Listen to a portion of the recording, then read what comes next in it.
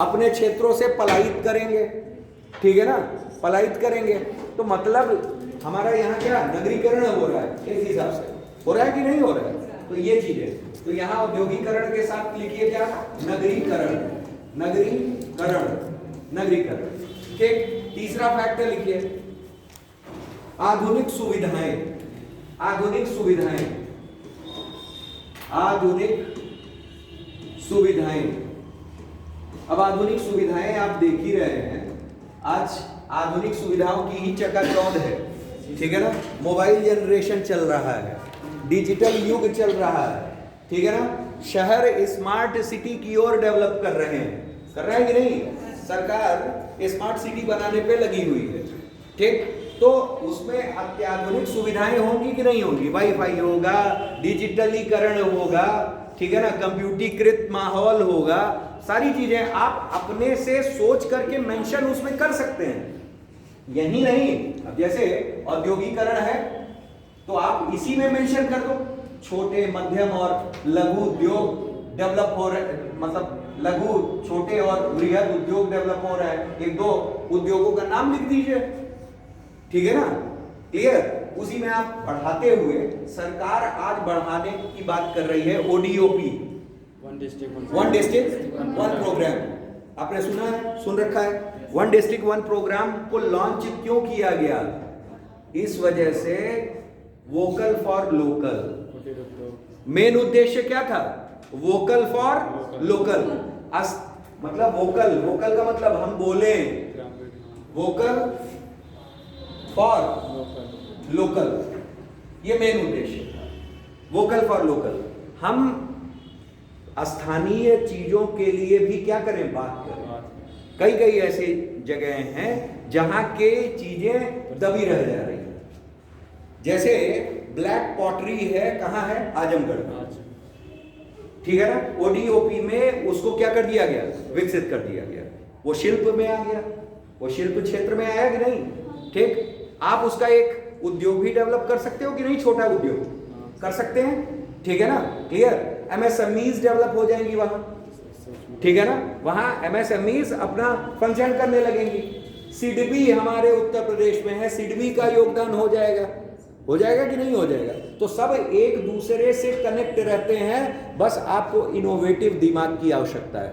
जितना इनोवेटिव आप सोच सकें, नवाचार ले आ सकें अपने दिमाग में, ठीक है ना, क्लियर। सब सही होता है, और ये कब आएगा, जब आप लिखोगे, एक दूसरे से कनेक्ट करोगे। आप ग्लोबलाइजेशन, एलपीजी सुने हैं कि नहीं। एलपीजी का मतलब क्या होता है, लिक्विड पेट्रोलियम गैस, हाँ, लिक्विड लिबरलाइजेशन, प्राइवेटाइजेशन और ग्लोबलाइजेशन। पेपर 1 में भी है, 2 में भी है, 3 में भी है, कहीं ना कहीं उसका योगदान आ जा रहा है, ठीक। अब पेपर 5, 6 आ गया, उसमें भी है थोड़ा बहुत, ठीक। सबको समाहित करते हुए एक ही जगह लिख डालिए, ठीक है ना, क्लियर। निबंध उबंध भी तैयार कीजिए, तो सारे को मर्ज कर दिया कीजिए। अब आप देखो निबंध, हम जरा बात निबंध की भी कर लें, 2 मिनट आपका लेंगे इसके लिए। जैसे आप निबंध लिख रहे हो, निबंध में आपको 9 टॉपिक्स हैं, कितने टॉपिक्स हैं, 9। हम कह रहे हैं 5 या 6 ही निबंध आप तैयार करो, और उसमें सारे आपके तैयार हो जाएंगे। और पेपर तो आप ये तैयार कर रहे हो, मेंस वाला कर रहे हो कि नहीं। पेपर 3 में एक टॉपिक है डिजास्टर मैनेजमेंट, आपदा प्रबंधन, आपदा प्रबंधन है, ठीक। एनवायरनमेंट है, ठीक, और साइंस है। सबको एक ही में समाहित कर दीजिए, निबंध हो गया आपका। करोगे कि नहीं, आप देखो। पूछा जाता है एक निबंध, हम बचपन से पढ़े आ रहे हैं कि विज्ञान अभिशाप या वरदान, पढ़ रहे हैं, आया हुआ भी है, पीसीएस में भी आया हुआ है, ठीक। आप उठा करके देखना, आपको विगत वर्षों में मिलेंगे। पुराने अब ऐसे नहीं आ रहे हैं, थोड़े टेक्निकल आने लगे। आपने पढ़ा विज्ञान अभिशाप या वरदान। अब विज्ञान पे जितने निबंध हो सकते हैं सब तैयार कर लो। और इसी विज्ञान की वजह से तो इन्वायरमेंट भी खराब हो रहा है, पढ़ रहे हैं कि नहीं। विज्ञान अभिशाप क्या भाई, ज्यादा प्रयोग तो हमारा एनवायरनमेंट खराब, और जहां एनवायरनमेंट खराब हो रहा है तो उस जगह क्या आ रही हैं? आपदाएं आ रही हैं, डिजास्टर्स आ रहे हैं। आ रहे हैं कि नहीं आ रहे हैं? तो मैनेजमेंट की भी आवश्यकता है। तो क्या हम तीनों को समाहित करके एक बड़ा निबंध नहीं लिख सकते हैं? लिख सकते हैं। जहां जैसा पूछा है उसी हिसाब से पेश कर दीजिए। हो गया कि नहीं हो गया? हुआ। अब पता चला कई बच्चे हैं डिजास्टर मैनेजमेंट का इतना बड़ा नोट्स बनाए हुए हैं, एनवायरनमेंट का इतना बना रहे हैं, पता चला साइंस पे निबंध लिख रहे हैं। क्या जरूरत है? एक बनाइए, उसमें पॉइंट देखिए किस तरीके का पूछा है, उसी तरीके से मोल्ड करिए अपने निबंध को। और ये कब आएगा? जब लिखना शुरू करेंगे। झूठ ही लिखा कीजिए, झूठ ही देख लीजिए कि डेली पेपर आप लोग पढ़ते होंगे, एडिटोरियल वाला सेक्शन, एडिटोरियल वाला सेक्शन एक बार अपने से पढ़ आइए और उसी को एक बार अपने भाषा में लिखने की कोशिश कीजिए। देखिएगा आपको खुद पता चलेगा कि हाँ यार कैसे लिखना है, किस तरीके से करना है। शब्दों को चयनित करिए उसमें से कि कैसे शब्द चयन होता है, ना ज्यादा क्लिष्ट कि एग्जामिनर को समझे में नहीं आ रहा, पता निकाल दिया है, ठीक है ना, ना अपने समझ पा रहे हैं, भाषा का हेर फेर हो जा रहा है। कुछ नहीं, जनरल भाषा में लिखिए, लेकिन जहां उपयुक्त हो थोड़े भाषा प्रभावशाली भी डाल सकते हैं, ठीक है ना। तो इससे जब आप एडिटोरियल्स पढ़ोगे डेली और उस पर लिखो, और रोज एडिटोरियल पढ़ना चाहिए। क्यों? क्योंकि आपका करंट अफेयर तैयार होता है और रीसेंट मुद्दे जो आपका पेपर है, पेपर में कोई भी हो, चाहे पेपर 1 हो, 2 हो, 3 हो और 5 और 6 हो, ठीक है ना, इन सब में करंट का योगदान बहुत आवश्यक है, ठीक है ना।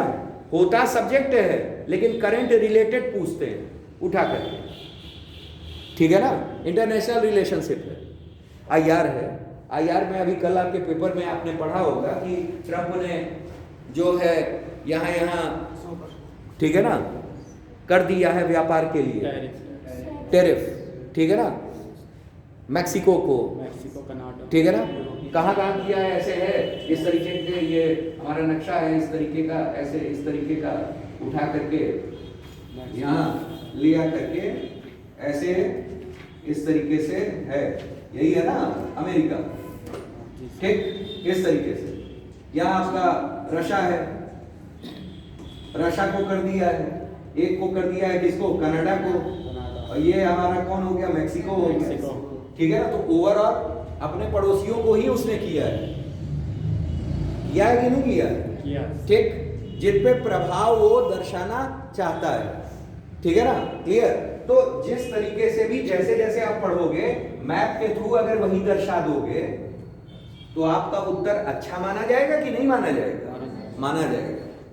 यही कला होती है अच्छे लेखन की, कि आप फ्लो चार्ट बनाएं, मैपिंग्स के थ्रू सजाएं, और कैसे ये कलेक्ट करेंगे वो भी आपको तरीका बता रहा है। आप YouTube सबके पास है, ठीक है ना, गाने कम देखिए और मैटर ज्यादा ढूंढिए, लिख दीजिए ये मैटर, आपको कई सारे वीडियोस आ जाएंगे। आजकल टीचरों में होड़ लगी हुई है पढ़ाने की, ठीक है ना, मैं अच्छा पढ़ाऊं, मैं अच्छा पढ़ाऊं, मैं अच्छा पढ़ाऊं, दुनिया भर का सब अच्छा मैटर ले आ रहे हैं। उनके मैटर को देखिए, किसका मैटर अच्छा है, कॉपी कर लीजिए। हमको क्या करना है? हमको पास होना है, हमको परीक्षा बीट करनी है, तो हमने अच्छा मैटर ले आया। या दूसरा आपको क्या करना है? इमेज पे, गूगल इमेज पे जाइए, और गूगल इमेज पे जब आप गए तो गूगल इमेज पे आपने डाल दिया क्या? ये मैप इस टॉपिक का, दुनिया भर के मैप आ गए। अब उसको देखिए, जो आसानी से बना सकते हैं और जल्दी से बना सकते हैं उसको कॉपी करके अपने आंसर में पुटअप करिए। होगा कि नहीं होगा? करने से होगा। जब उस पर आप रिसर्च करोगे, उस पर करोगे, प्रयास करोगे, तब जा करके ये चीजें होती हैं, ऐसे थोड़ी ना होगी।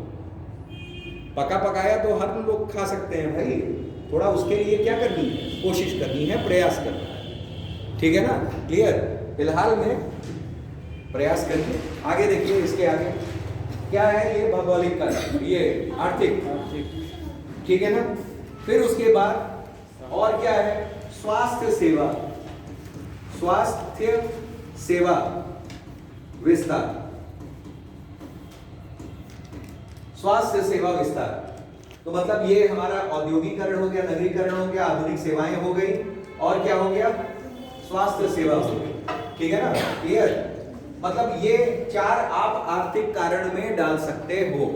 अब इसी में आपको बढ़ाना हो तो आप ये नहीं बढ़ा पाओगे, स्वास्थ्य सेवा विस्तार किया गया है, ठीक, जिसके तहत पीएचसीज और सीएचसीज डेवलप किए गए हैं, ठीक है ना। पीएचसी यानी प्राइमरी हेल्थ सेंटर्स, सीएचसी यानी कम्युनिकेबल यानी सामुदायिक स्वास्थ्य केंद्र डेवलप किए गए हैं। जगह जगह पर क्लिनिक, मोहल्ला क्लिनिक का भी कंसेप्ट आ रहा है कि नहीं है। और कई कई जगह हमारा एक वो मेडिसिन की अलग अलग दुकानें खुल रही है, देख रहे होंगे, ठीक है ना। वो सारा जन औषधि वाला, ठीक है ना, प्रधानमंत्री जन औषधि, यहाँ उनका भी जिक्र कर सकते हैं कि नहीं, ठीक, जेनरिक मेडिसिन वाले। तो जितने भी हमारे हैं, जो भी आपके समझ में डेवलप हो रहा है, वो वहीं उतार लीजिए छोटे में, जैसे चिट बनाते थे। हाँ भाई, मेंस लिखना यानी चिट तैयार करना। अगर किसी ने नकल की होगी तो वो अच्छा मेंस लिखेगा। तो बताओ बच्चों, स्वीकार कर लो कि किसने नकल की थी, कभी की थी, हैं, किया था ना, तो तुम अच्छा मेंस लिखोगे, घबराओ नहीं, ठीक है ना। हाँ, ठीक है ना। क्यों भाई, देखिए, एक टीचर भी हम कह रहे हैं तुमको पढ़ाना हो, ठीक है ना, क्लियर। अगर इनको पढ़ाना है तो ये क्या करेंगी, पॉइंट छोटा छोटा लिख के जाएंगे, हम ही लोग हैं पढ़ाना, और उसको क्या कर देंगे, इलैबोरेट कर देंगे, उसको विस्तार में बता देंगे कि गाथा लिख के जाएंगे, वही समझ रहे हैं क्या लिखे थे, क्या लिखे थे। एग्जाम में भी आप क्या करते हो, जाते हो तो हेडिंग्स लिखते हो, हेडिंग्स लिखा रहता है, तो उसके तहत हम लोग इलेबोरेट कर ले जाते हैं, ठीक। तो वही पॉइंट्स को आप केवल मेंशन करो, इससे ज्यादा मेंशन करने की आवश्यकता नहीं है। तो यहाँ कितने कारक हो गए, आर्थिक कारक हो गए, भौगोलिक कारक। भौगोलिक में आप क्या लिखोगे, आदर्श जलवायु, गंगा मैदान का उपजाऊ क्षेत्र। गंगा मैदान में आप लिख सकते हो इतने डिस्ट्रिक्ट आ रहे हैं। गंगा भाई, नदियों के इस तरह से भी लिखा जा सकता है, नदियों के किनारे ही सभ्यताओं का विकास हुआ है, लिखते हैं ना। तो सभ्यताओं का विकास क्यों हो रहा है, कहे क्योंकि वहां हमारी जीविकोपार्जन भी हो रहा है, ठीक है ना। नदियां जीविकोपार्जन के लिए भी क्या होती हैं, उपयुक्त होती हैं, ठीक है ना, वो क्षेत्र। तो ओवरऑल गंगा का मैदान का उपजाऊ क्षेत्र। फिर हमारा क्या आ गया, पेयजल उपलब्धता। यूपी में पेयजल उपलब्धता है, कमी नहीं है, ठीक है ना, क्लियर। इसके बाद आर्थिक में औद्योगिकरण, नगरीकरण, हमारा आधुनिक सुविधाओं में लिख दीजिएगा, डिजिटलीकरण, स्मार्ट सिटी और कंप्यूटरीकृत माहौल दुनिया भर का, ठीक है ना, क्लियर। और स्वास्थ्य सेवाओं में लिख लीजिएगा विस्तार में, ठीक। वहीं अगर जिक्र कर रहे हैं कोरोना का भी थोड़ा सा जिक्र करके कर दिया, ठीक। आगे लिखिए, नेक्स्ट हमारा है सांस्कृतिक कारक, ठीक है ना। सांस्कृतिक कारक, कौन से कारक, सांस्कृतिक।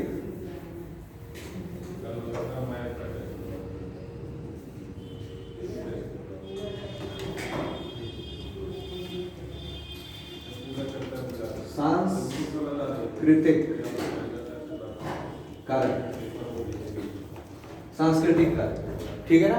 सांस्कृतिक के कारक लिख लीजिए, मान्यताएं एवं कर्मकांड। मान्यताएं एवं कर्मकांड, ठीक। मान्यताएं एवं कर्मकांड, भाई मान्यता होती है कई लोगों में, ठीक है ना, कि भैया ये मान्यता है, उससे भी जनसंख्या वो हो रही है, वृद्धि हो रही है, कर्मकांडों से भी, ठीक। तो मान्यताएं एवं कर्मकांड। फिर उसके बाद लिखिए जननांकीय कारक, जननांकीय कारक, ठीक। इसके अलावा लिखिए सामाजिक गरीबी, कुछ और मेंशन कर सकते हैं यहाँ, ठीक। सामाजिक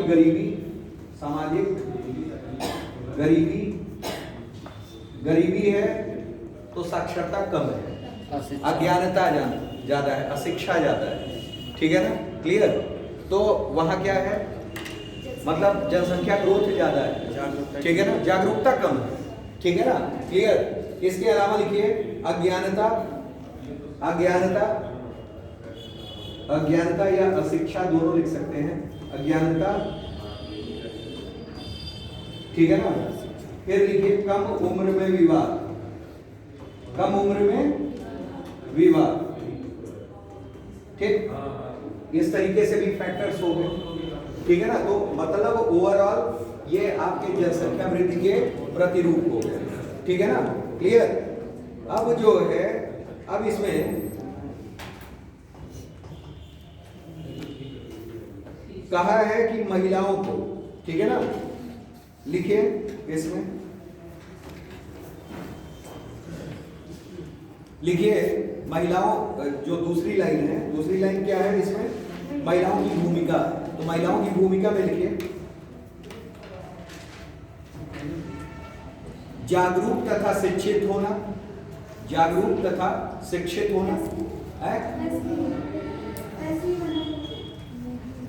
हाँ, इस तरह से बना करके नेक्स्ट ऐसे लिख लीजिए, जागरूक तथा शिक्षित महिलाओं की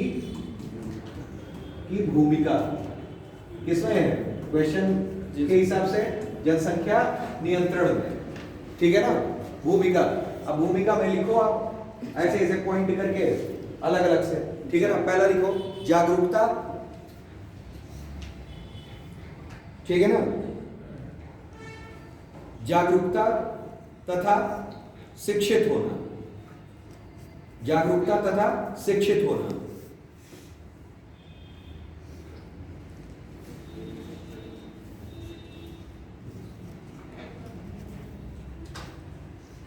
फिर लिखिए आर्थिक रूप से सशक्त होकर, आर्थिक रूप से सशक्त होकर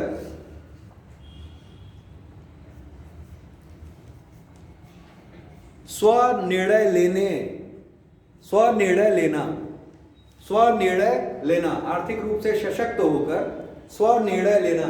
जब महिलाएं आर्थिक रूप से सशक्त होंगी, ठीक है ना, कई जैसे हमारा समाज क्या है, पुरुष प्रधान, पुरुष प्रधान होने की वजह से जैसा पुरुष कहता है वैसा महिलाएं, ठीक है ना, अनुकरण करती है। तो उस तरह से नहीं होना चाहिए। होना क्या चाहिए एक्चुअल में कि महिलाएं सशक्त बने और स्वनिर्णय के लिए अपने अधिकार को सुरक्षित करें, ठीक है ना, क्लियर। तो वही दूसरा पॉइंट है क्या, आर्थिक रूप से सशक्त होकर स्वनिर्णय लेना, ठीक है ना, या स्वनिर्णय तक पहुंच, ठीक। तीसरा पॉइंट लिखिए परिवार नियोजन,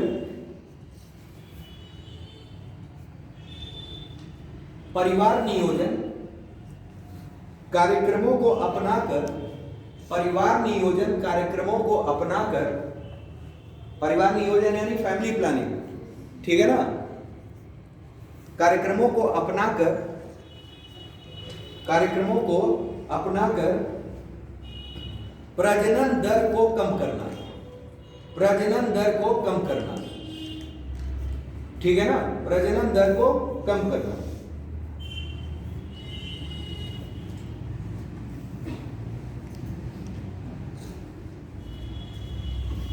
पुरानी मान्यताओं को समाप्त करना, पुरानी मान्यताओं को समाप्त करना,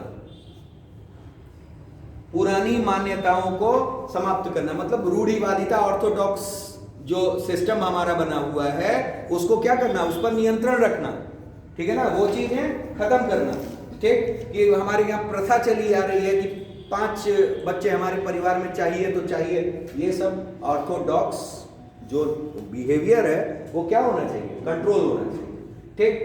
ये किसके, अच्छा ये किसके सहयोग से हो सकता है, पुरुष के सहयोग से हो सकता है, ठीक है ना, या तो वो सक्षम आर्थिक रूप से बने, ठीक, या पुरुष के सहयोग से। तो एक पॉइंट ये भी लिखिए कि पुरुष के सहयोग से, ठीक है ना, पुरुष के सहयोग से या पुरुष की सहभागी बनकर जनसंख्या वृद्धि दर नियंत्रण करना, जनसंख्या वृद्धि दर नियंत्रित करना,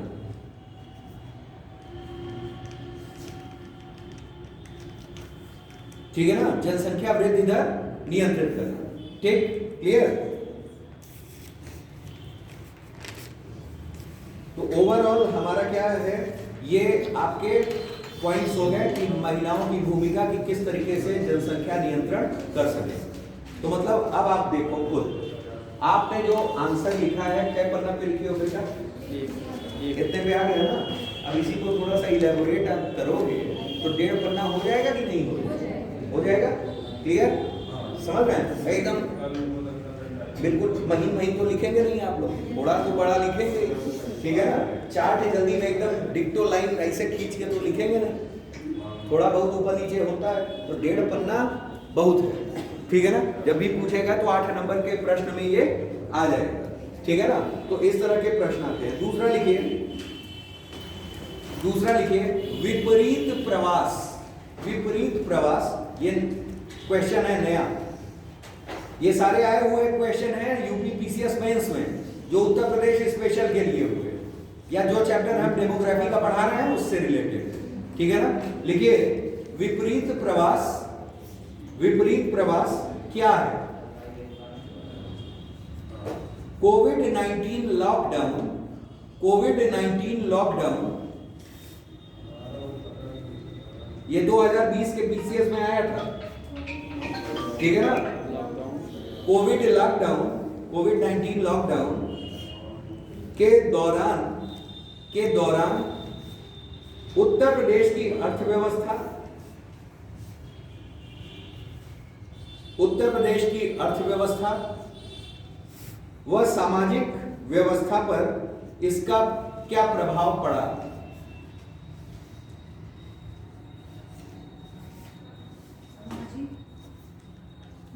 ठीक है ना? उत्तर प्रदेश की अर्थव्यवस्था एवं सामाजिक व्यवस्था पर इसका क्या प्रभाव पड़ा? ठीक है ना? क्लियर?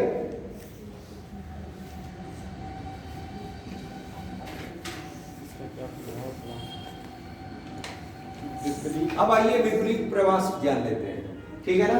जैसे प्रवास का मतलब होता है जहां आप रह रहे हैं, ठीक है ना? प्रवास कर रहे हैं, ठीक?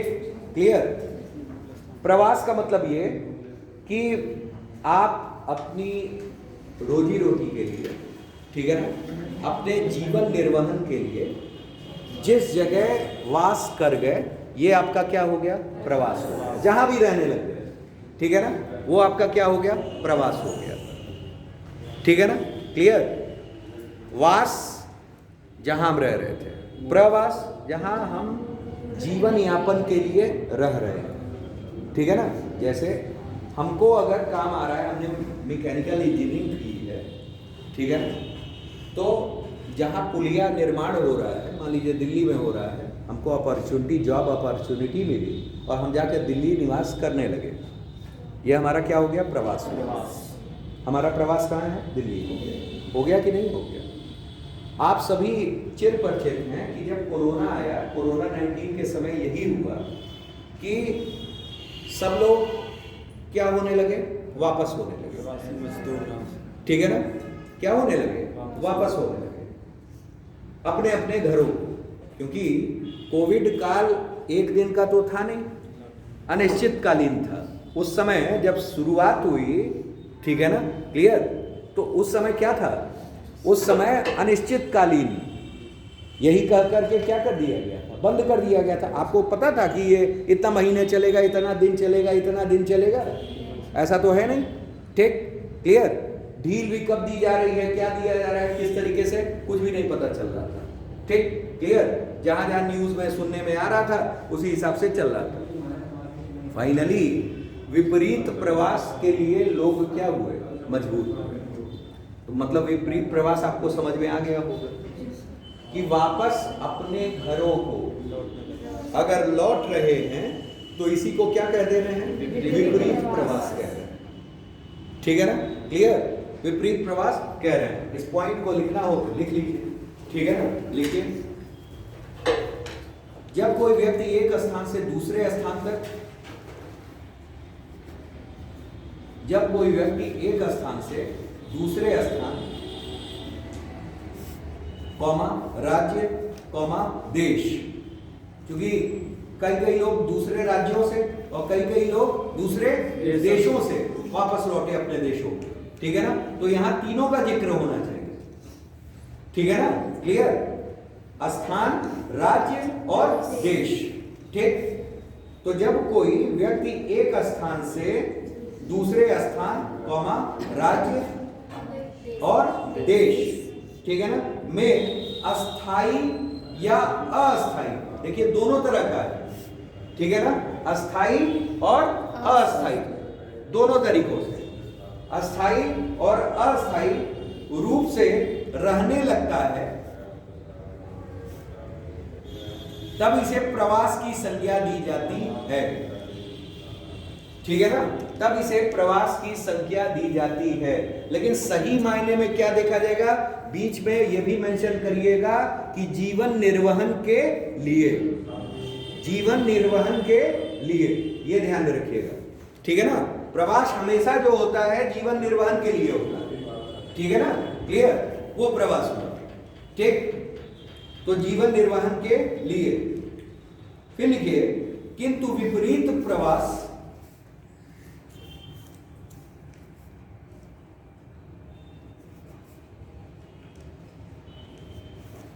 वापस अपने घरों को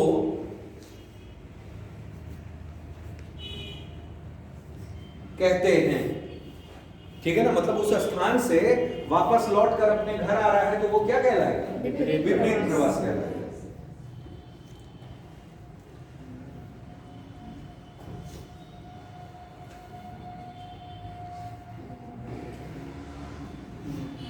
ठीक, अब जानिए हमने, अब क्वेश्चन ये हो गया, क्वेश्चन क्या कहा है, विपरीत प्रवास से आप क्या समझते हैं इस पे, ठीक है ना, कहां कहां दो प्रभाव पूछे, ठीक, एक हमारा किस पे, अर्थव्यवस्था पे, अर्थव्यवस्था पर, और एक सामाजिक व्यवस्था, ठीक है ना।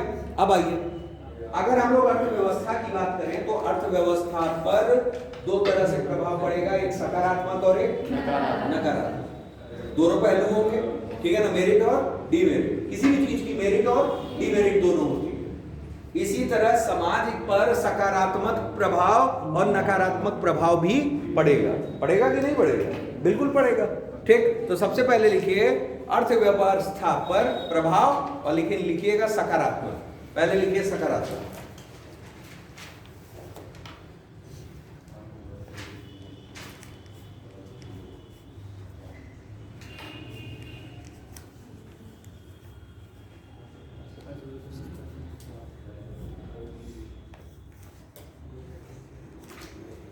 ठीक है ना, क्लियर।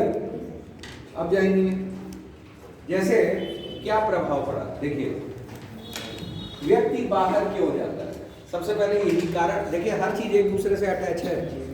व्यक्ति बाहर क्यों जाता है, जीविकोपार्जन के लिए, ठीक है ना, जीविकोपार्जन एक बड़ा कारण है, लेकिन उससे भी बड़ा कारण एक और है, क्या, ये जो आजकल कंपैरिजन चल रहा है, मैं ज्यादा, सब हर कोई अपना लाभ चाहता है कि नहीं चाहता, ठीक। हम अगर अच्छे मजदूर हो गए, हम अगर अच्छा घर बनाने लगे तो हमारी मांग बढ़ जाएगी, हमारी मांग दिल्ली से हो गई, हमारी मांग मुंबई से हो गई, हमारी मांग विदेशों से हो गई, आपको बुलाया गया, आप गए, ठीक, क्यों गए, आर्थिक रूप से सशक्त होने के लिए। जितने कृषि मजदूर थे, जितने कृषि करने वाले थे, वो बाहर जाकर के ईंटा उठाना, मिस्त्री वाला काम करना, घर बनाना, ये सब कार्य करने लगे। जब ये वापस आए, हम सकारात्मक की बात कर रहे हैं, जब ये वापस आए तो अपने वापस कृषि को अपना लिए, भाई उनको यहाँ अपने के यहाँ अपना घर तो बनाने नहीं लगेंगे, वहां तो बिल्डिंग तैयार कर रहे थे तो उसका हमें मुनाफा हो रहा है, लेकिन यहाँ क्या करेंगे, जब उनकी खेती है, जिस खेती को वो छोड़ करके गए थे, वो फाइनली अपनी खेती को अपना लेंगे, और अपना लेंगे तो जाहिर सी बात है कि हमारे यहाँ, हमारे प्रदेश में कृषि उपज क्या होगा, बढ़ेगा, कृषि उपज बढ़ेगा, और कृषि उपज बढ़ेगा तो हमारी जीडीपी बढ़ रही है कि नहीं बढ़ रही है, बढ़ेगी, ठीक है ना, हमारी जीडीपी बढ़ जाएगी। तो लिखिए, ठीक है ना, कृषि मजदूरों का वापस कृषि से जुड़ जाना, ऐसे लिखिएगा इस तरह से, कृषि मजदूरों का वापस कृषि कार्य में कृषि कार्यों में जुड़ना या जुड़ाव। फिर ऐसे लिखिए, ऐसे ऐसे पॉइंट, ज्यादा गाथा लिखने की जरूरत नहीं है। आप क्या करें, पॉइंट वाइज समझें, ठीक है ना, जिससे कृषि उपज में वृद्धि वृद्धि,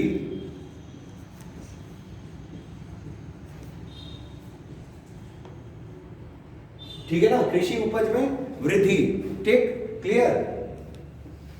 इससे कृषि उपज में वृद्धि। उसके बाद आप क्या लिखोगे, जीडीपी में वृद्धि। प्रदेश की, यहां लिख लीजिएगा, प्रदेश की बात हो रही है ना, प्रदेश जीडीपी में वृद्धि। तो ये सकारात्मक प्रभाव हुआ कि नहीं हुआ, एक सकारात्मक प्रभाव हुआ, ठीक, तो इसे मेंशन कर लीजिए, ठीक है ना, प्रदेश जीडीपी में वृद्धि होगी। फिर लिखिए, एक और चीज लिखिएगा, इसी को ऐसे करके यहां मेंशन कर लीजिएगा, क्या, औद्योगिक क्षेत्र, औद्योगिक उत्पादन दर भी बढ़ा।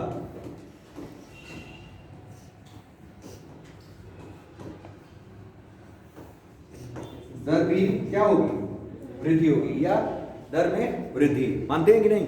अब जैसे जो बाहर उद्योगों में काम कर रहे थे, आज अपने के यहाँ ही करने को मजबूर हैं, मजबूर होंगे कि नहीं होंगे। तो उत्पादन, औद्योगिक उत्पादन जो हो रहा है उद्योगों में, क्या हो रहा है, उत्पादन ही हो रहा है, ठीक है ना, कोई प्रोडक्ट बन रहा है और उस प्रोडक्ट में क्या होगा, इनहेंस होगा, बढ़ोतरी होगी, ठीक है ना, वृद्धि होगी। तो उसमें भी हमारा क्या हो रहा है, वृद्धि हो रहा है। तो ये दो फैक्टर्स आपके सकारात्मक रहे, ठीक है ना, वापस लौटने के। ये अर्थव्यवस्था से रिलेटेड है, क्या भाई, औद्योगिक उत्पादन बढ़ा, हमारे प्रदेश की कृषि उपज बढ़ा, तो जीडीपी बढ़ रही है कि नहीं है। तो मतलब ये औद्योग आपका आर्थिक हो गया। अब नकारात्मक लिखिए, नकारात्मक,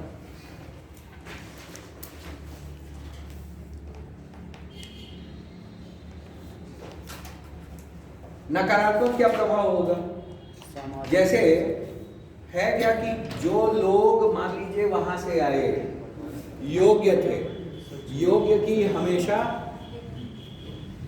पूछ होती है, मानते हैं कि नहीं, हमेशा उनकी पूछ होती है, और अयोग्य है तो क्या उसकी पूछ होगी। जो लोग पहले काम कर रहे थे उनको उतना अनुभव नहीं था, तजुर्बा नहीं था, तो फाइनली बाहरी योग्य पर्सन आ गया, तो वो क्या करेगा, उनका महत्व बढ़ेगा, उनका महत्व घटा, तो बेरोजगारी बढ़ी कि नहीं बढ़ी, ठीक है ना। तो लिखिए, पर्याप्त बेरोजगारी बढ़ी, नकारात्मक लिख लीजिएगा, पर्याप्त बेरोजगारी, पर्याप्त मात्रा में बेरोजगारी बढ़ना, ठीक है ना, बेरोजगारी बढ़ना। या क्या आवश्यक है, देखिए इसको दो तरीके से देख सकते हैं, एक तो योग्य वाला, और क्या आवश्यक है कि जो बाहर से आए हैं उनको तुरंत रोजगार मिल गया हो, तुरंत मिल जाएगा कि आइए भाई आपके लिए नौकरी तैयार है, आप कोरोना में भाग करके आ रहे हैं, लोग और नहीं देते हैं, देंगे नहीं देंगे, घरों पे बैठना है, तो ये बेरोजगारी वाला ही स्तर है ना। अब लॉकडाउन लग गया, हम वापस आ गए, तो ये किस कंडीशन में आया, बेरोजगारी कंडीशन में आया, ठीक, क्लियर। तो हमारा बेरोजगारी में क्या हुआ, वृद्धि हुआ, ठीक है ना। फिर लिखिए, बेरोजगारी के बाद रोजी रोटी का संकट पड़ गया, ठीक है ना, तो क्या होगा, भूखमरी में वृद्धि, ठीक है ना। लिखिए दूसरा पॉइंट, रोजी रोटी पर संकट से, रोजी रोटी में संकट से भूखमरी में वृद्धि, भूखमरी में वृद्धि, रोजी रोटी में संकट से, ठीक है ना, ये संकट से भूखमरी में क्या हो जाएगा, वृद्धि, क्लियर, समझ में आया। अब जानिए, इसमें जितने अपराधी होते हैं मौका भुनाने पर लगे रहते हैं, अपराध बढ़ना शुरू हो जाता है, होता है कि नहीं, जहां भूखमरी बढ़ेगी, लोग जिसको काम नहीं मिल रहा है, आपको काम मिल रहा है, आपके परिवार में काम करने वाला है, आपके घर में लोग काम करने वाले हैं, तो जाहिर सी बात है उनको कुछ ना कुछ मिल रहा है। जिसके यहाँ नहीं है उनसे पूछिए, वो कुछ भी करने को क्या है, तैयार है। उसी का फायदा उठा करके साइबर क्राइम भी बढ़ जाता है, साइबर क्राइम भी बढ़ जाता है। वो ऑफर्स देने लगते हैं कि ऐसा है कि कोरोना काल चल रहा है, हमारी कंपनी से ये ऑफर है कि ऐसा है कि आप इस पर क्लिक करेंगे, आप करोड़पति बन जाएंगे इस लॉकडाउन के समय। ठीक, अब पढ़ा लिखा कम व्यक्ति है, वो क्या करेगा, ठीक है ना, उसी में उसको क्लिक किया और लो भैया जो सेविंग थी वो भी क्या हो गई, चली गई। तो साइबर अपराधों में और अन्य अपराधों में भी क्या होती है, वृद्धि होती है। ये नकारात्मक प्रभाव है। लिखिए, साइबर अपराध व अन्य अपराधों में भी वृद्धि, साइबर अपराध व अन्य अपराधों में भी वृद्धि।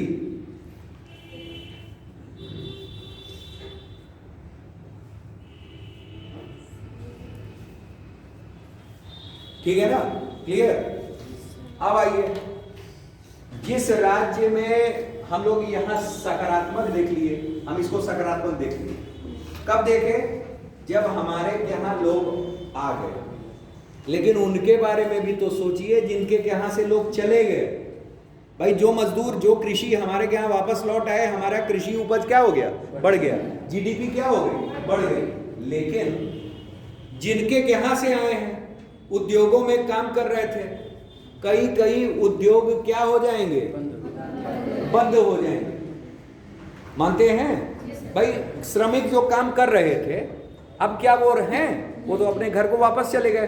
तत्काल प्रभाव से वो मजदूर कहां से ले आए, लाएंगे। लॉकडाउन का समय, खोज भी नहीं सकते हैं कि भैया सब मिल रहे हैं, जाओ इस मार्केट में मजदूर मिलेंगे, जाओ टाइम मोल कर करके लेते आओ। क्या ऐसा होगा, संभव नहीं होगा। तो उस जगह कई उद्योग क्या बंद होने की कगार पर आ गए। ठीक है ना, तो इसे भी लिखिए, श्रमिकों के अभाव में उद्योग धंधों का बंद होना। ठीक है ना, तो कौन सा क्षेत्र प्रभावित हुआ, औद्योगिक क्षेत्र। औद्योगिक क्षेत्र प्रभावित हो रहा है तो हमारी अर्थव्यवस्था डगमगा रही है कि नहीं है, और ये नकारात्मक प्रभाव है। ठीक है ना, ये नकारात्मक प्रभाव में आएगा।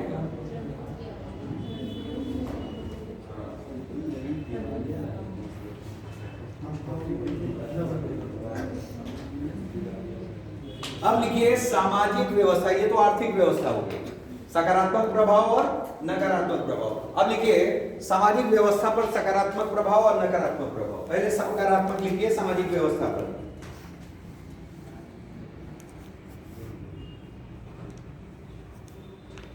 पहले सर सकारात्मक, हाँ सकारात्मक। अब देख लीजिए, ये आप जो लोग सोशल मीडिया चला रहे होंगे, इंस्टा, फेसबुक, व्हाट्सएप, ये सब, ठीक है ना। अब देखिए इसका क्या प्रभाव है। सबको वो वीडियो मिला होगा, वो फोटो दिखी होगी, क्या कि जब सारे लोग, मतलब किसी के यहाँ कोई विदेशों में कमा रहा है, कोई दिल्ली कमा रहा है, कोई लखनऊ कमा रहा है, हमारे बस्ती में आकर के परिवार के साथ एकजुट होकर के रहने लगा, तो सामाजिक एकजुटता बढ़ी कि नहीं। तो लिखिए सामाजिक एकजुटता तथा सामाजिक समरसता में वृद्धि। सामाजिक एकजुटता तथा सामाजिक समरसता में वृद्धि। ठीक है ना, सामाजिक एकजुटता तथा सामाजिक समरसता में वृद्धि। भाई सामाजिक रूप से लोग क्या हुए, एकजुट हुए। ठीक है ना, क्लियर हो रहे थे इस तरह में। देखे हो परिवार में जो जहां रहा सब एकजुट हो गए। ठीक, क्लियर। आगे लिखिए ऑनलाइन खरीदारी में वृद्धि। अब आप क्या करोगे, आपको खाने का मन है पिज्जा और लगा है बाहर कोरोना, ठीक है ना, ठीक, तो संभव है, ठीक, घर पे बना नहीं सकते हो, या मान लीजिए कोरोना, चलिए उस समय पिज्जा पे भी रोक हो गया, लेकिन क्या शॉप बंद हमेशा रहती थी खरीदने वाली? नहीं ना। मान लीजिए आपको ब्रेड चाहिए, दूध चाहिए, आजकल ब्लिंकिट चल गया है ना। उस समय ब्लिंकिट नहीं था, लेकिन ऑनलाइन शॉपिंग तो थी। ऑनलाइन शिक्षा भी उसी समय प्रचलित हुई कि नहीं? जो बच्चे नहीं पढ़ पा रहे थे, जिनका सिलेबस कंप्लीट नहीं था, राज्य सरकार ने क्या किया? ऑनलाइन शिक्षा की ओर अग्रसर किया कि नहीं? तो ये सकारात्मक है कि नकारात्मक है? सकारात्मक प्रभाव, ठीक है ना। तो लिखिए ऑनलाइन खरीदारी तथा ऑनलाइन शिक्षा को प्रोत्साहन। ऑनलाइन खरीदारी तथा ऑनलाइन शिक्षा को प्रोत्साहन।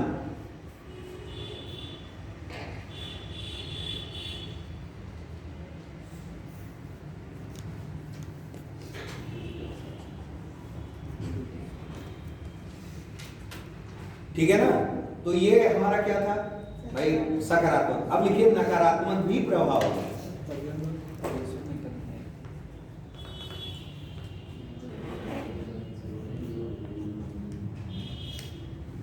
ठीक, अब जानिए, लिखिए जैसे नकारात्मक क्या प्रभाव हो सकते हैं। नकारात्मक ये पहला लिखिए, घरेलू हिंसा में वृद्धि।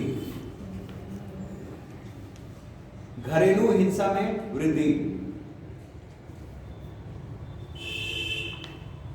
भाई जाहिर सी बात है, कहा गया है, ठीक है ना, कि जो कई परिवारों में इस तरह से है कि भाई भाई में नहीं बन रही है।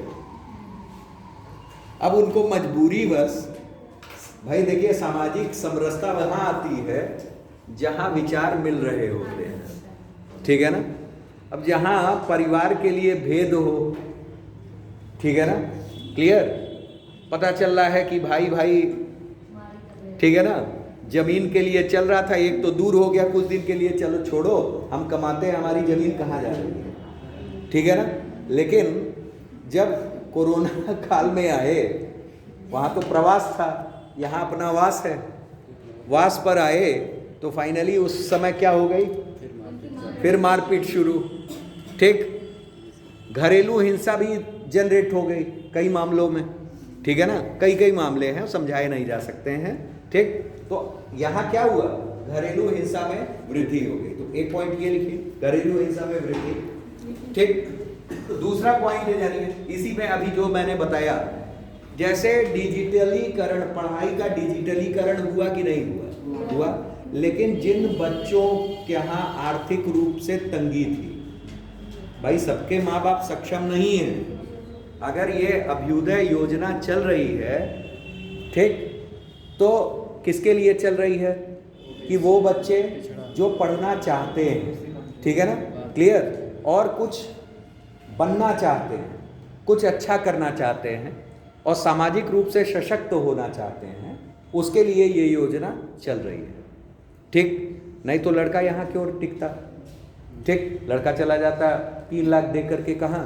दिल्ली कोचिंग करता कि नहीं, ठीक। या इसमें से भी कई बच्चे, और अन्य भी कारण है, केवल यही कारण नहीं है, अन्य बच्चे का भी ये कारण है कि हमारे घर से नज़दीक है तो हम आ गए, कई कारण होते हैं। लेकिन मूल कारण, अगर ये योजना शुरू की गई तो इसके पीछे का कारण क्या था?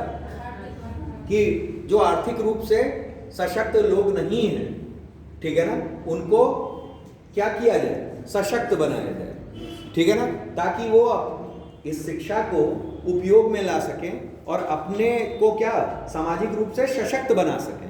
यही तो है मूल उद्देश्य, ठीक, क्लियर। अब उसमें क्या था कि अचानक से कोरोना काल जब आया तो डिजिटलीकरण होना शुरू हुआ, ऑनलाइन शॉपिंग, ठीक है ना, ऑनलाइन शिक्षा। जिसके पास ऑनलाइन का साधन नहीं है, क्या वो शिक्षित हो पाएगा? ठीक भाई, स्कूल वालों ने तो कह दिया, प्रिंसिपल साहब ने, मैडम ने, सबने कह दिया कि ऐसा है कि आप बच्चे को अपना मोबाइल दे दो। अब वो अपना वर्क फ्रॉम होम कर रहे हैं घर पे पिताजी, और पता चला उसी में बच्चों का क्या चल रहा है? क्लासेस चल रही है। तो क्या दोनों एक ही समय में संभव होगा? नहीं संभव होगा, ठीक। उसी समय वर्क फ्रॉम होम भी जनरेट हुआ, उससे पहले कभी सुने थे? नहीं सुने थे। अब देखिए ट्रेंड में आ गया work from home, work from home, work from home. हो रहा है कि नहीं हो रहा है? अब ट्रेंड में आ गया। डिजिटल पढ़ाई भी ट्रेंड में आ गई। ठीक है ना, क्लियर। आज बच्चों के पास वो साधन मौजूद है जिससे सशक्त, अगर वो चिंतित हैं अपने भविष्य के लिए, ठीक है ना, तो साधन उपलब्ध है, पर्याप्त साधन उपलब्ध है। मानते हैं कि नहीं? ठीक। तो यहां ये भी रहा कि ऑनलाइन शिक्षा, ठीक है ना, पाने के लिए बच्चों को पर्याप्त साधन उपलब्ध ना होना, ये भी नकारात्मक है। लिखिए, ये भी एक पॉइंट लिखिए, ठीक है ना। या डिजिटल शिक्षा प्राप्त हेतु बच्चों के पास पर्याप्त साधन का उपलब्ध न होना। अब नहीं होगा तो शिक्षा बाधित होगी कि नहीं? ठीक, तो ये नकारात्मक प्रभाव हुआ, ठीक है ना। डिजिटल शिक्षा प्राप्त करने हेतु बच्चों के पास पर्याप्त साधन का उपलब्ध न होना।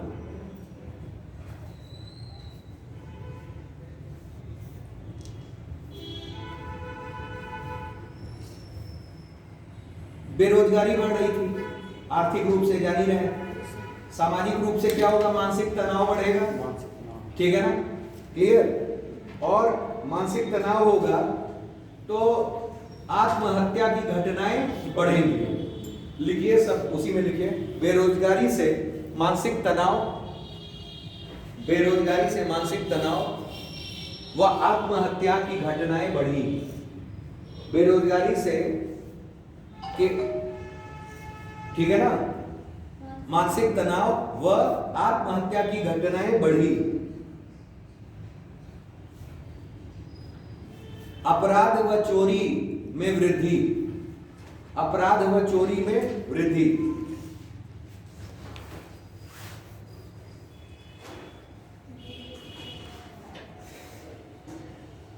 ठीक, इसमें भी जनसंख्या वृद्धि देखने को मिली। लिखिए, एक नकारात्मक प्रभाव सामाजिक रूप से ये भी है, जनसंख्या वृद्धि देखने को मिला या मिली।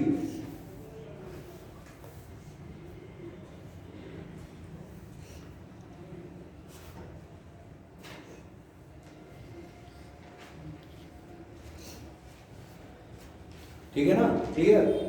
अब अगर पूछ लिया जाए कि सरकार ने क्या किया, तो भाई श्रमिक आयोग एक गठित किया था सरकार ने उसी समय, कोरोना के समय ही, ठीक है ना। श्रमिक आयोग किया था कि नहीं गठित किया था, ठीक है ना, क्लियर, ताकि लोगों को मिल जाए, रोजगार मिल जाए, पर्याप्त रोजगार मिल जाए, ठीक है ना।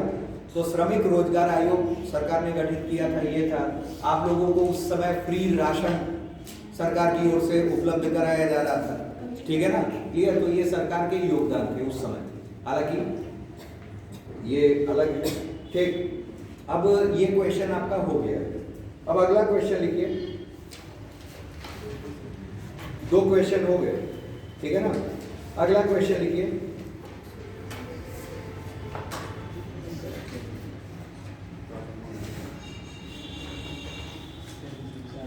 जननांकिकी।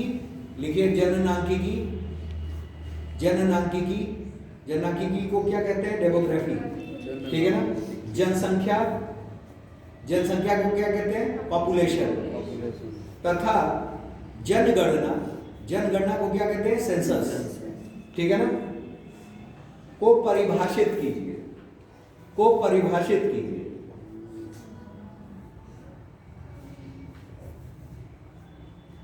फिर उसी में लिखिए, उत्तर प्रदेश के शीर्ष 5 जनघनत्व, उत्तर प्रदेश के शीर्ष 5 जनघनत्व, शीर्ष,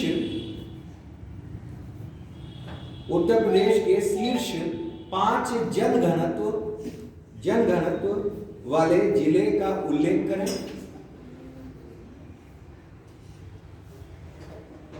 उल्लेख करते हुए कारण सहित उत्तर दीजिए, ठीक है ना, कारण सहित उत्तर दीजिए।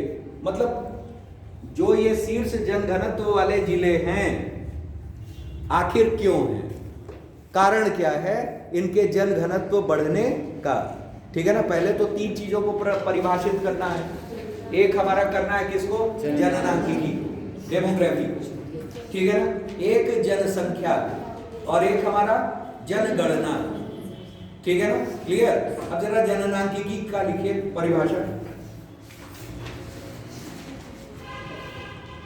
जननांकिकी यानी डेमोग्राफी, ठीक है ना, डेमोग्राफी, ऐसे डेमोग्राफी लिखिए और 2-3 पॉइंट्स हैं, इनको मेंशन कर सकते हैं, ठीक है ना, जल्दी में लिख के। ये चिट जब आप बनाएंगे, ठीक है ना, क्वेश्चन वाइज क्वेश्चन ऐसा बनाइए कि आधे पन्ने में चिट के रूप में हो जाए, एक डायरी बनाइए, ठीक है ना। जितने क्वेश्चंस आपको भेजे जाए या दिए जाए उसको आधे पन्ने में या 1/4 पन्ने में लिखने का प्रयास करें, जैसे कि कल हमको चिट बना करके इम्तहान में पास होना है। अगर ये कला डेवलप कर लिए तो समझिए आखिरी में इम्तहान जब होगा, जब आप मेंस देने जाएंगे, उस समय वही चिट काम आता है, बाकी कुछ नहीं काम आता है, ये ध्यान रखिएगा। समझ रहे हैं? लड़का आखिरी समय में वही देख लेता है, कारण क्या है, हेडिंग्स क्या है। जैसे अभी इस वाले को, इससे पहले वाले को मैंने बताया विपरीत प्रवास को सकारात्मक, सकारात्मक में आर्थिक रूप से सकारात्मक क्या, जीडीपी वृद्धि, अब कहां हुआ ये आपको पता है। औद्योगिक दर में वृद्धि, 2 हो गए सकारात्मक। नकारात्मक एक क्या, बेरोजगारी बढ़ी है। बेरोजगारी भी आप लिख लोगे तो समझ में आया कि नहीं, उसको इलेबोरेट करना सीखिए। आप इलेबोरेट करना सीख गए चिट से तो मतलब काम खत्म, हमारा काम खत्म, ठीक है ना। तो ये प्रक्रिया होनी चाहिए। जितने भी मेंस लड़के दे रहे हैं, जितने भी, उन लोगों से पूछिए कैसे लिख रहे हैं, तो वो यही बताएंगे कि एक छोटी दैनंदिनी बनाइए हर पेपर की, ठीक है ना। नहीं दैनंदिनी बना सकते हैं तो पन्ना स्टपल करके रख लीजिए और उसी में चिट, ये क्वेश्चन, ये क्वेश्चन, ये क्वेश्चन, ये क्वेश्चन, और एक चैप्टर में मुश्किल से आपके 10 से 12 क्वेश्चन ही बनते हैं संभावित। बड़ा है तो भाई 25-26 भी बन सकते हैं, ठीक है ना, ऐसा है। तो उतना सब बना के संभावित प्रश्नों को आप क्या करें, पॉइंट वाइज कर लें, कि जैसा भी प्रश्न दिया वैसा मोल्ड कर लेंगे। समझ रहे हैं? पूरा उत्तर प्रदेश स्पेशल 15 पन्ना में आ जाता है, पेपर 6, और पेपर 5 15 पन्ना, मतलब 30 पन्ना में पूरा। और इसी तरह सारे पेपर को बना दीजिए 15-15 पन्ने में, 20-20 पन्ने में पूरा पेपर आ जाता है। समझ रहे हैं? मतलब 100 से 150 पन्नों में पूरा मेंस है, और वही देख देख करके लड़के लिखने की हैबिट डाल रहे हैं, याद हो जा रहा है, निकल जा रहे हैं। समझ रहे हैं? तो ये करना सीखिए, ठीक है ना, करेंगे होगा, सब होगा, ठीक। चलिए अगला प्रश्न लिखिए। हाँ, क्या इसमें कह रहे थे, जननांकिकी। जननांकिकी में क्या क्या आता है, पहला लिखिए जनसंख्या का आकार, जनसंख्या का आकार, जनसंख्या का आकार, आकार, फिर लिखिए जनसंख्या का आकार, क्षेत्रीय विवरण, क्षेत्रीय विवरण,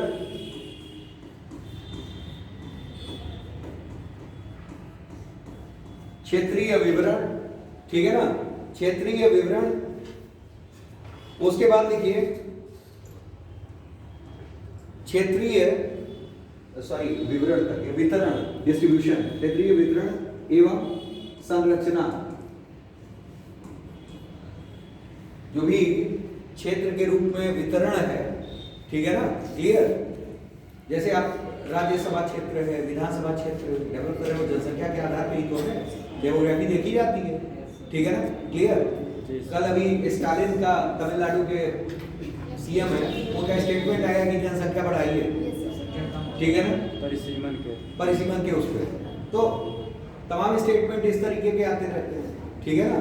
खैर आप लोग को पढ़ने से मतलब है, ठीक। उसके बाद लिखिए, तो इन दोनों चीजों का, जैसे जनसंख्या का आकार, क्षेत्रीय वितरण और संरचना, इन्हीं का अध्ययन जो होता है वो क्या कहलाता है, जननांकिकी कहलाता है, डेमोग्राफी कहलाता है, ठीक है ना, क्लियर। भाई जनसंख्या का आकार कितना है, ठीक है ना, हमारा राज्यसभा का क्षेत्र जो डेवलप किया जा रहा है कितने पे किया जा रहा है? 10 लाख के पे किया जाता है, ठीक है ना। तो ये क्या हो गया? आकार हो गया। अगर आकार हो गया, वही डिस्ट्रीब्यूशन को भी दिखा रहा है, वितरण को भी दिखा रहा है, ठीक है ना। वितरण को दिखा रहा है। वितरण में क्या क्या है आप पढ़ चुके हो। महिला कितनी, पुरुष कितने, ठीक, ये वितरण है, ठीक। ग्रामीण कितने हैं, शहरी कितने है, धार्मिक वितरण, ये कितना है, ये कितना है, ये कितना है, ये कितना है, ये कितना है। That particular is called age distribution. इसी को हम लोग क्या कह रहे हैं? डिस्ट्रीब्यूशन कह रहे हैं। अब परिभाषा रटनी पड़ी नहीं, समझ लिए। एक जनसंख्या का आकार पूरा और जनसंख्या का वितरण। वितरण में क्या? वितरण में क्या? महिला पुरुष, ठीक। ग्रामीण शहरी, हिंदू मुस्लिम सिख ईसाई जैन बौद्ध अन्य, ये वितरण है। ये क्या है? वितरण है। ये सब डेमोग्राफी में आ रहा है। आ रहा है कि नहीं आ रहा है? पहाड़ी क्षेत्र में जनसंख्या, अगर हमारे यहाँ पहाड़ है तो पहाड़ी क्षेत्र में जनसंख्या, ठीक है ना। मैदानों में जनसंख्या, ये क्या किया जा रहा है? That particular is distribution. और उसकी संरचना कैसी है, यही तो परिभाषा है जनगणना की।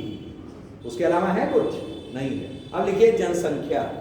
जनसंख्या लिखिए, समझ लेंगे ना तो सारी चीजें अपने आप लिखना शुरू कर देंगे। मेन सही से होता है समझने का। समझ जितना डेवलप करेंगे, जितना अपने से लिखेंगे, इलेबोरेट करेंगे, उतना आपका आसान होगा, ठीक है। क्लियर? आगे लिखिए। जनसंख्या किसे कहते हैं? अब आइए, जैसे जनसंख्या हमने कैसे कहा?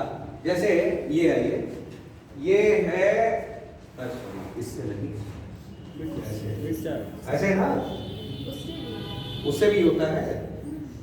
चलिए तो इसी को कर दे रहे हैं, ठीक। ये हो गया, ठीक।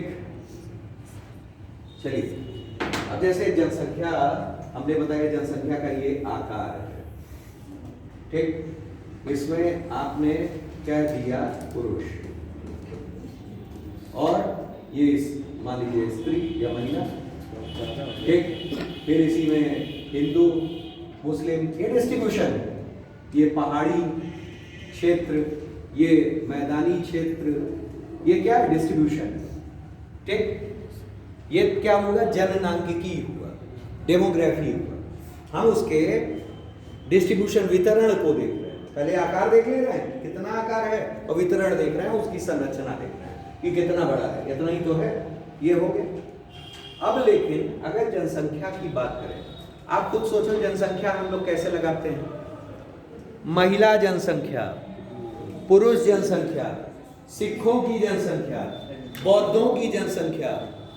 मतलब ये क्या हुआ? एक ही तरह वाले, एक ही जाति वाले आए हैं। महिला हुई, महिला जनसंख्या क्यों लगाया गया? क्योंकि महिला एक तरह है, पुरुष एक तरह है। हुआ पहाड़ी क्षेत्रों में रहने वाली जनसंख्या, मतलब एक तरह के लोग, एक तरह के लोग मिलकर के जनसंख्या का निर्माण करते हैं। यही परिभाषा है। यही क्या हुई? परिभाषा हुई। लिखिए इसको, ठीक। लिखिए, एक विशेष क्षेत्र में, एक विशेष क्षेत्र में रहने वाले लोगों की संख्या, एक विशेष क्षेत्र में रहने वाले लोगों की संख्या जनसंख्या कहलाती है, ठीक है ना। एक विशेष क्षेत्र में रहने वाले लोगों की संख्या जनसंख्या कहलाती है। क्या कहलाती है? जनसंख्या कहलाती है, ठीक। क्लियर? आगे आइए, नेक्स्ट। अब आइए, अब है क्या? जनगणना। भाई जाहिर सी बात है, समय समय पर होने वाली जनसंख्या का आकलन, यही हमारा क्या होता है? जनगणना होती है। परिभाषित तीनों को आपने कर दिया, ठीक। लिख लेंगे, इसमें लिखवाने की आवश्यकता नहीं है, ठीक। अब आगे बढ़ते हैं। आगे बढ़ते हैं। क्वेश्चन के हिसाब से पूछा है जनघनत्व वाले 5 शीर्ष जिलों के नाम। पहला लिखिए, जनघनत्व सबसे ज्यादा कहाँ? गाजियाबाद। पहला है गाजियाबाद। जनघनत्व पॉपुलेशन डेंसिटी सबसे ज्यादा कहाँ है?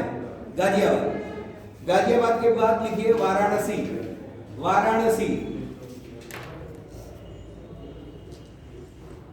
लखनऊ,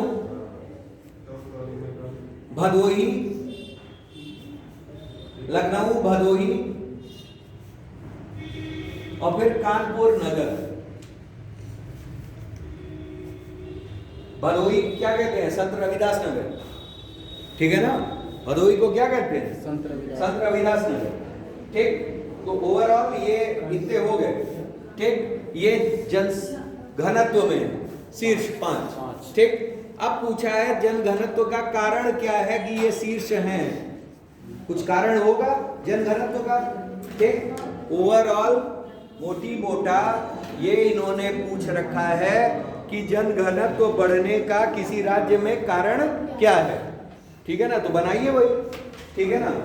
उस तरीके से ग्राफ टाइप बनाइए, ठीक। लिखिए जनघनत्व बढ़ने के कारण, जिलों में जनघनत्व बढ़ने के कारण, यहां लिखिए कारण, कारण। फिर ऐसे ऐसे करके ऊपर बनाते जाइए। पहला लिखिए रोजगार हेतु प्रवास। रोजगार हेतु प्रवास,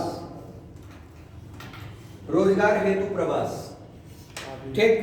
दूसरा लिखिए भाई रोजगार के लिए प्रवास कहाँ करने जाते हैं? जब प्रवास उद्योगों वाले क्षेत्र में, ठीक। तो क्या लिखेंगे? औद्योगिकरण।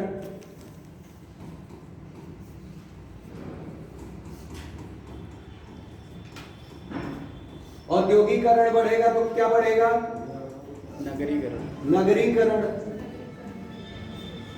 ठीक है ना? नगरीकरण, ठीक। अगर नगरीकरण बढ़ रहा है तो सुविधाएं बढ़ेंगी। आवासीय सुविधाएं लिखिए, बेहतर आवासीय सुविधाएं, बेहतर आवासीय सुविधाएं, ठीक। बेहतर आवासीय सुविधाएं। फिर लिखिए प्रबंधित कृषि व्यवस्था। प्रबंधित कृषि व्यवस्था, प्रबंधित कृषि व्यवस्था, प्रबंधित कृषि व्यवस्था, प्रबंधित कृषि व्यवस्था, ठीक है ना? अच्छा, औद्योगिकरण बढ़ा है तो एक चीज और, औद्योगिक हॉटस्पॉट्स भी बढ़ते जाएंगे। हॉटस्पॉट का मतलब यह है जो हम लोग सुने हैं क्या? Vocal for local.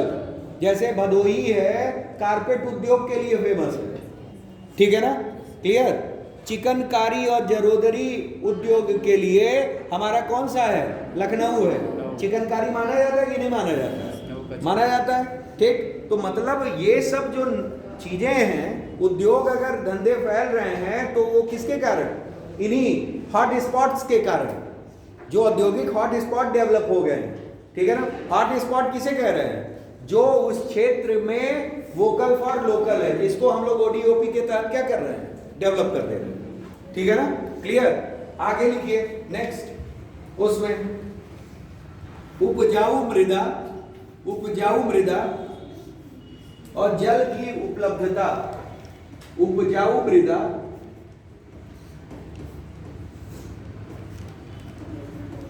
ठीक, और जल की उपलब्धता, जल उपलब्धता।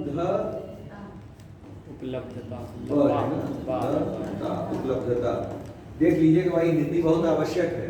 यूपी में रहना है तो हिंदी वो है ज्यादा, ठीक है ना?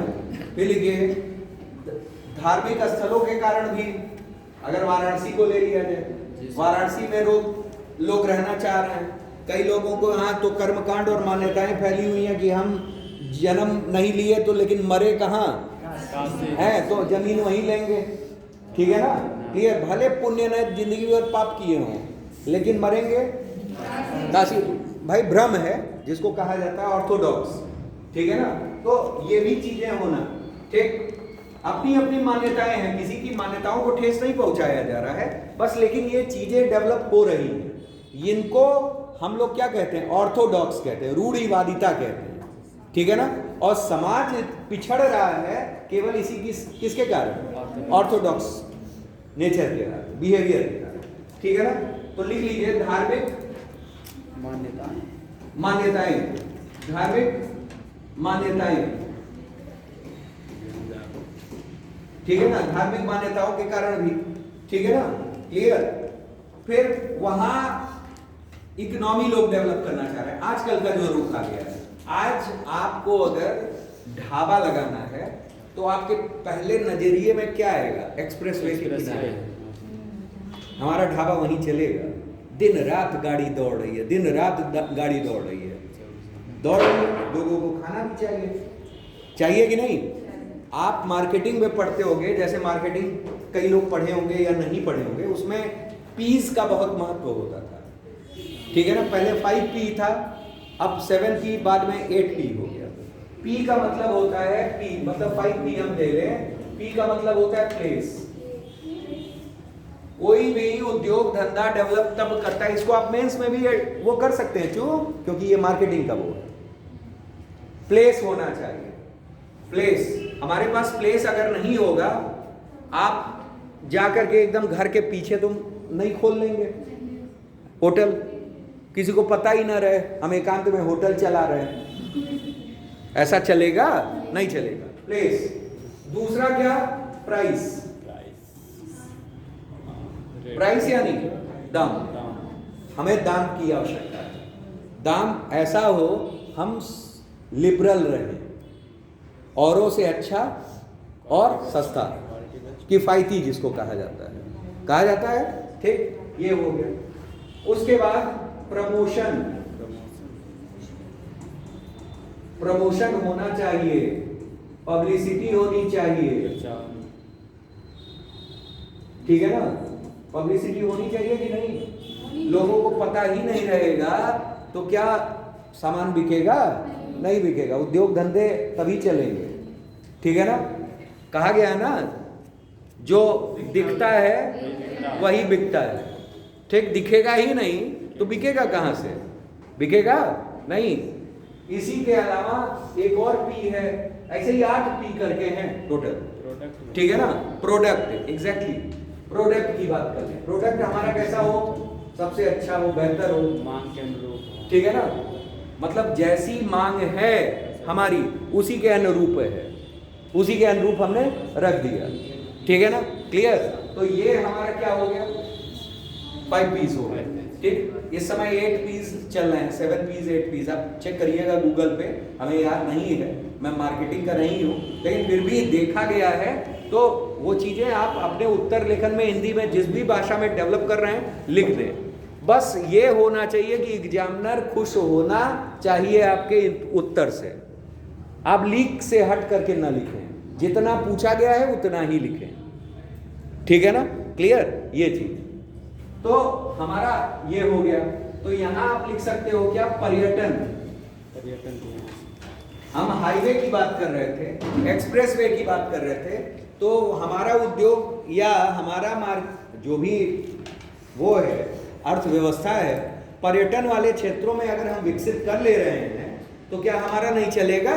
चलेगा। मंदिर के किनारे या मस्जिद के किनारे या कोई भी ऐसी पॉपुलर पर्यटन स्थल हो, आजकल धार्मिक पर्यटन है, आजकल इन्वायरमेंटल पर्यटन, इको पर्यटन चल रहा है कि नहीं चल रहा है, ठीक। ग्रीन टूरिज्म कहा गया, ग्रीन टूरिज्म पे आजकल आ भी रहा है, ठीक है ना। ग्रीन टूरिज्म का मतलब क्या, that tourism that particular is related with environment, ecology, ठीक है ना, उससे रिलेट कर रहा है, ठीक। अब जो है मेडिकल टूरिज्म चल रहा है, तो जिस क्षेत्र से जैसे आ रहा है उसी हिसाब से हम क्या कर रहे हैं, मॉडिफाई कर रहे हैं। अब हमारा अर्थव्यवस्था है तो पर्यटन से डेवलप करेगा कि नहीं करेगा? उस जगह जनघनत्व भी, हम वहां जाकर के बस गए और पर्यटन की वजह से वहां जनसंख्या क्या हो गया, घनत्व तो बढ़ रहा है, जनभार बढ़ रहा है कि नहीं बढ़ रहा है, इस वजह से भी जन घनत्व तो ज्यादा है, ठीक है ना।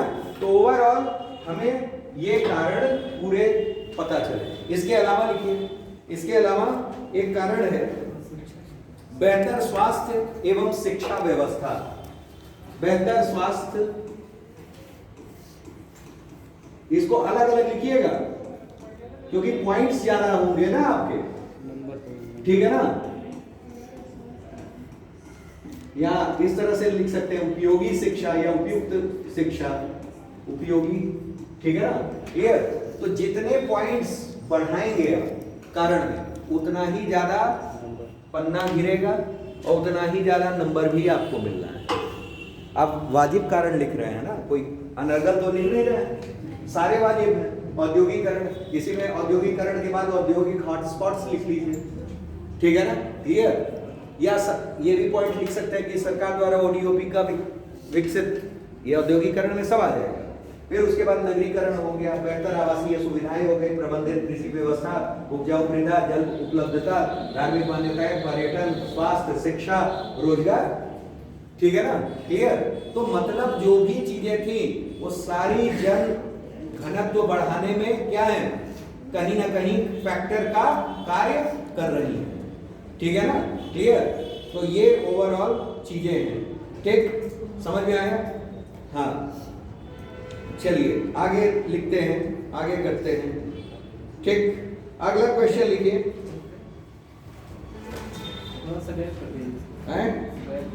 थोड़ा गैप कर दें, चलिए 5 मिनट का गैप कर दे रहे हैं।